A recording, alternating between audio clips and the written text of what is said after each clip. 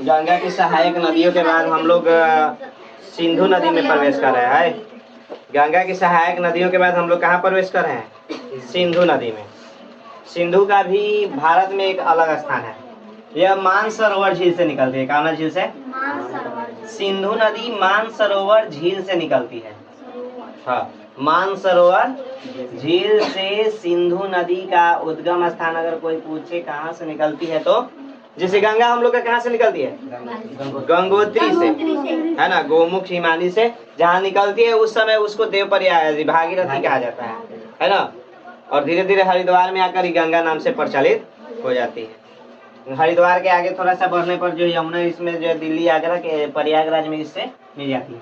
सिंधु नदी की कुल लंबाई जो है 2880 किलोमीटर और गंगा का 2525 है ना।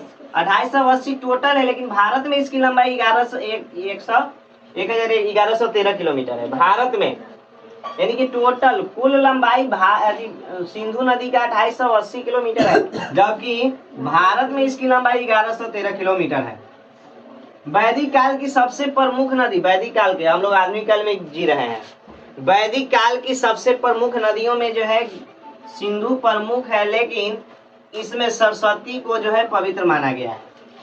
सिंधु नदी तो वैदिक काल में प्रमुख था ही, लेकिन पवित्र नदी किसको माना जाता है? जैसे हमने कहा आधुनिक काल में पवित्र नदी गंगा को माना जाता है। आधुनिक काल में पवित्र नदी किसको माना जाता है? गंगा को। उसी तरह से वैदिक काल में जो है सरस्वती को पवित्र नदी माना जाता था। अब देखो, सिंधु नदी को पाकिस्तान का लाइफलाइन कहा जाता है, जीवन रेखा कहा जाता है। अगर सिंधु नदी नहीं रहता तो पाकिस्तान जो है बंजर भूमि रहता है।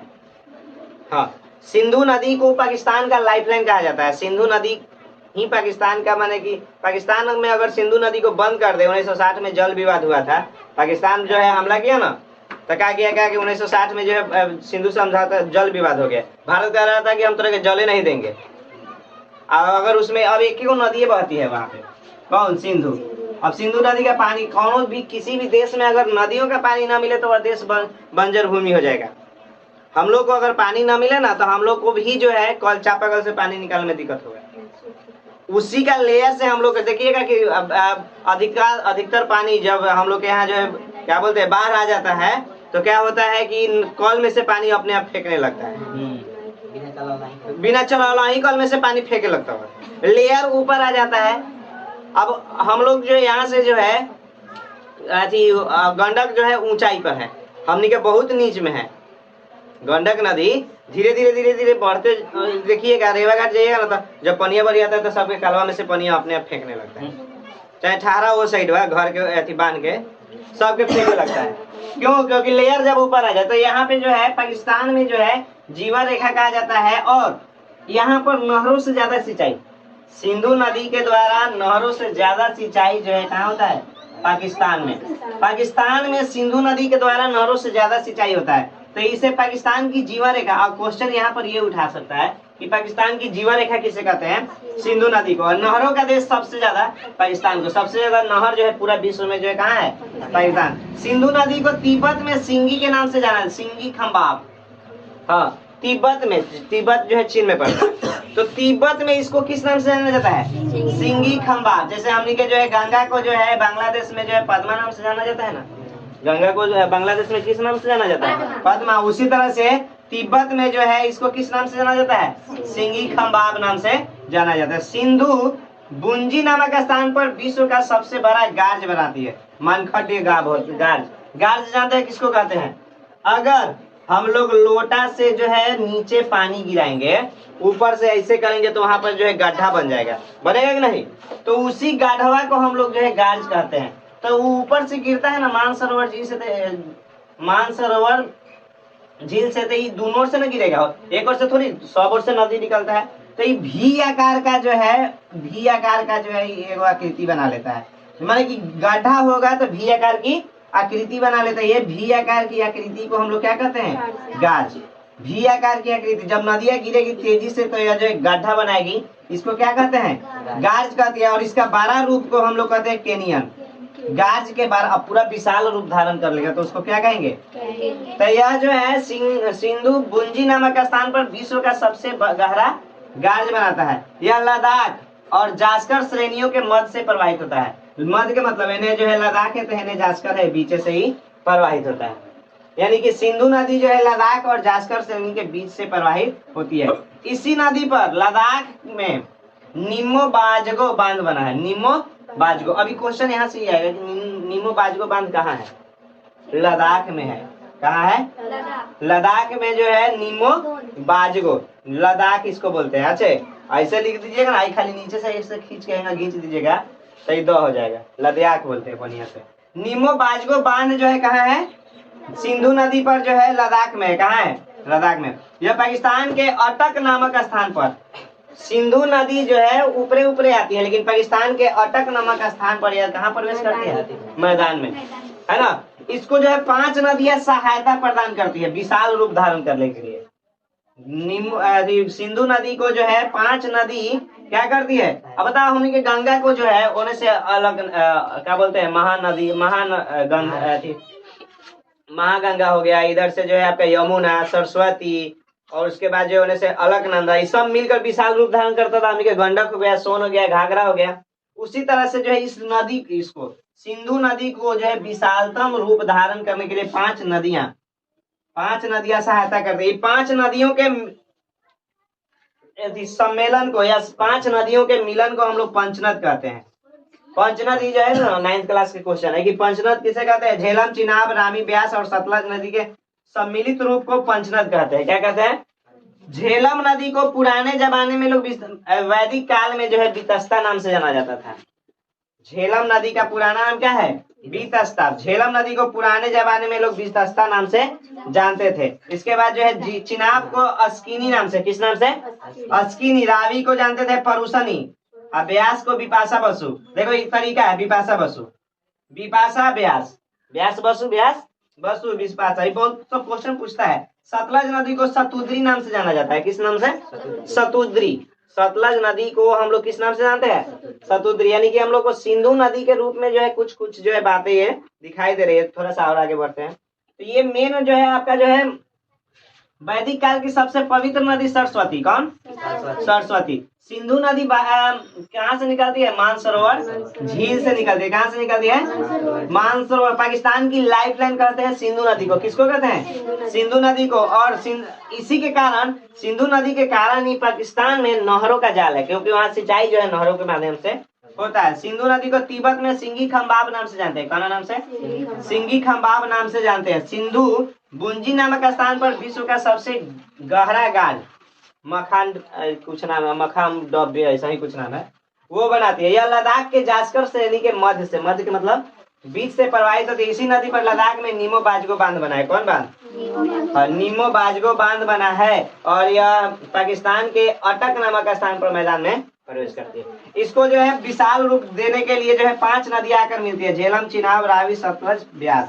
इसके संगठन को हम लोग क्या कहते हैं? पंचनद कहते हैं। क्या कहते हैं?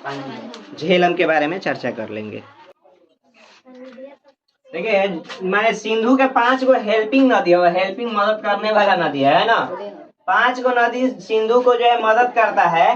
तो सबसे पहले झेलम के बारे में हम लोग चर्चा करता है ना। झेलम जो है जम्मू कश्मीर के शेषनाग झील के बेरीनाग झरने से उद्गम होता है। यानी कि इसका जो है निकलती कहाँ से? बेरीनाग झरने से। कहाँ से? हाँ, झेलम बेरीनाग झरने से उद्गमित होती है, यानी कि निकलती है कहाँ? शेषनाग झील के करीब। यह कश्मीर घाटी में प्रवाहित होती है। कामना घाटी में? कश्मीर घाटी में यह प्रवाहित हो रही है। यह उल्लर झील, मीठे पानी की झील कौन है? उल्लर झील। या उल्लर झील में गिरती है। इसके किनारे अशोक श्रीनगर की स्थापना करवाई थी। किसने? अशोक द्वारा निर्मित श्रीनगर की स्थापना जो है, यानी कि श्रीनगर शहर जो है कहाँ पे है? झेलम नदी के किनारे। हाँ, झेलम नदी के किनारे कौन नगर? श्रीनगर। इसमें कुछ परियोजना, सबसे ज्यादा यही पूछता है, तुलबुल परियोजना किस नदी पर है? झेलम नदी पर। उरी परियोजना किस नदी पर? झेलम। इस परियोजना से जो है करंट बिजली उत्पन्न की जाती है ना। बिजली उत्पन्न की जाती है किससे? झेलम परियोजना। ये सब जितना परियोजना आता है अधिकतर से। इसके बाद चिनाब की चर्चा करें। पंचनद की सबसे बड़ी नदी कौन है? चिनाब। 5 नदी में सबसे बड़का नदी का नाम बकाची। यह हिमाचल प्रदेश के बारलाचा दर्रे के निकट चंद्र और भागा दो धाराओं के रूप में उद्गमित होती है, यानी कि दो गो धारा के रूप में निकलती है, एगो चंद्र एगो भाग दू, चंद्र एगो भाग दू, इसीलिए इसको जो है चंद्रभागा, हिमाचल प्रदेश में चंद्रभागा के नाम से जाना जाता है। दो धारा के मतलब क्या है, एगो होने से निकल गए, एगो घर के दूगो दुआरी, एगो घर के कगो दुआरी दूगो, एगो हेने से निकल गए एगो हेने से। तो हिमाचल प्रदेश के बरलच्चा दर्रे के निकट चंद्रा और भागा दो धाराओं के रूप में निकलती है, जिस कारण इसे हिमाचल प्रदेश में चंद्रभागा कहते हैं। क्या कहते हैं? हिमाचल प्रदेश के बाद यह जम्मू कश्मीर से प्रवाहित होती हुई पाकिस्तान के मिठनकोट के स्थान पर सिंधु में मिल जाती है। पाकिस्तान में मिठनकोट के नजदीक या सिंधु नदी में मिल जाती है। कौन है? चिनाब। कौन? चिनाब। इस चिनाब नदी पर जो है दो तीन परियोजना है, वो सलाल परियोजना, दुल्हस्ती सबसे ज्यादा पूछता है, बगलिहार और किरतवार। दुल्हस्ती परियोजना को दिमाग में सेट कर लेना है कि चिनाब नदी पर जो है दुल्हस्ती परियोजना है। इसके बाद रावी की चर्चा करते हैं। पुराने शहरों में से एक हड़प्पा सभ्यता इसी नदी के किनारे था। हड़प्पा सभ्यता किस नदी के किनारे? रावी नदी के किनारे हड़प्पा, जिसका दयाराम साहनी ने 1921 में खुदाई की थी, है ना। रावी नदी के तट पर रोहतांग दर्रे के निकट से निकलकर पंजाब में प्रवाहित होती हुई पाकिस्तान के चिनाब में मिलती है। चिनाब में जाकर यो रावी क्या होती है? मिल जाती है। चिनाब को हम लोग पाकिस्तान में क्या थी, पाकिस्तान कह रहे हैं, हिमाचल प्रदेश में चंद्रभागा नाम से जानते हैं। किस नाम से? रावी रोहतांग दर्रे के निकट निकलकर पंजाब में प्रवाहित होती हुई पाकिस्तान में चिनाब में मिल जाती है। इसके किनारे लाहौर पाकिस्तान में है। पाकिस्तान में लाहौर है। लाहौर और हड़प्पा गाँव माने बसा है। रावी नदी के किनारे एक दूगो है, एगो लाहौर है, एगो हड़प्पा। इसी पर पंजाब के थीन बांध, कौन बांध? जिसका नया नाम रंजीत सागर बांध है, बनाया गया है। और एगो शाहपुर कांडी परियोजना इस पर निर्माणाधीन है। निर्माणाधीन के मतलब अभी बन रहा है। 2 एकड़ जो है पहले देख लेंगे। पहले कौन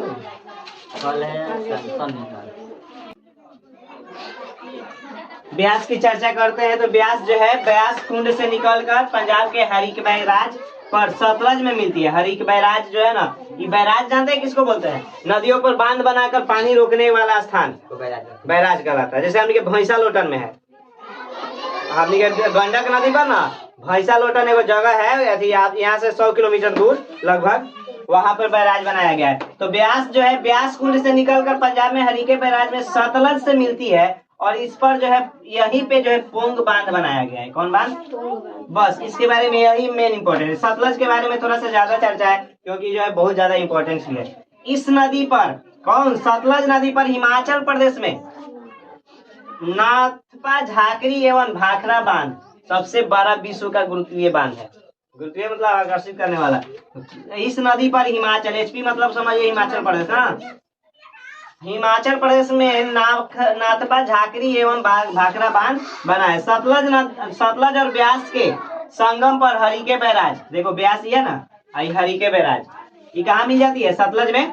तो वह कह रहा है कि सतलज और ब्यास के संगम पर हरिके बैराज से इंदिरा गांधी नहर, विश्व की सबसे लंबी नहर यही है, इंदिरा गांधी नहर, सिंचाई के लिए बनाई गई है, व्यापार के लिए इंदिरा गांधी नहर निकाली गई है, जिसे पश्चिमी राजस्थान की लाइफलाइन कहा जाता है, जीवन रेखा कहा जाता है। पश्चिमी राजस्थान में सभी सिंचाई जो इसी नहर से होता है। कहाँ से? इंदिरा गांधी नहर से। अब देखिए इसमें भाखड़ा बांध के बारे में कुछ चर्चा है कि भाखड़ा भारत का सर्वोच्च गुरुत्वीय बांध कौन है? ये भाखड़ा बांध है। कौन है? भारत का सर्वोच्च गुरुत्वीय बांध भाखड़ा बांध है। कौन बांध? भाखड़ा बांध है, जिसे नेहरू जी ने चमत्कारी विराट वस्तु कहा। यानी नेहरू जी ने भाखड़ा बांध को चमत्कारी विराट वस्तु कहा तथा बहुउद्देशीय परियोजना को इसी पर बहुत सारे उद्देश्य, बहुउद्देशीय का मतलब है बहुत सारे उद्देश्यों की पूर्ति के लिए बहुउद्देशीय परियोजना को आधुनिक भारत का मंदिर का आधुनिक भारत का मंदिर का बहुउद्देशीय परियोजना को क्या कहा है? आधुनिक भारत का मंदिर कहा है। इसके जल प्रवाह को रोकने के लिए नांगल बांध बनाया गया है। कौन सा बांध बनाया गया है? नांगल बांध बनाया गया है। ये जो है ना आपका सिंधु और इसकी पंचनद को खत्म हुआ है। सिंधु और पंचनद खत्म हुआ है। कल जो है आपका ब्रह्मपुत्र चालू होगा, ब्रह्मपुत्र।